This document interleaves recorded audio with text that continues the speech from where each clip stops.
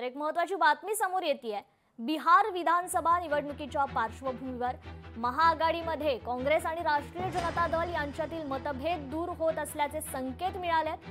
काँग्रेसने तेजस्वी यादव यांना मुख्यमंत्री पदाचा उमेदवार म्हणून मान्यता देण्याची तयारी दर्शवली असून त्यामुळे महाआघाडी मजबूत होण्याची आता शक्यता आहे। बुधवारी काँग्रेसचे वरिष्ठ नेते अशोक गहलोत यांनी आरजेडी प्रमुख लालू प्रसाद यादव आणि त्यांचे पुत्र तेजस्वी यादव यांच्यासोबत चर्चा केली। यावेळी काँग्रेसचे बिहार प्रभारी कृष्णा अल्लावरुही उपस्थित होते। राजदकडून तेजस्वी यादव यांच्या नेतृत्वात तेजस्वी सरकार या संकल्पनेवर भर देण्यात येत असून काँग्रेसने सुरुवातीला त्यांना मुख्यमंत्री पदासाठी स्पष्ट पाठिंबा न दिल्यामुळे मतभेद निर्माण झाले होते।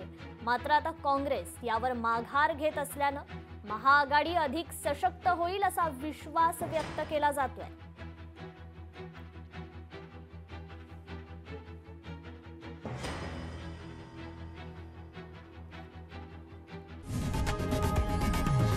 लोकशाही मराठी ऐका, पहा, जागरूक रहा।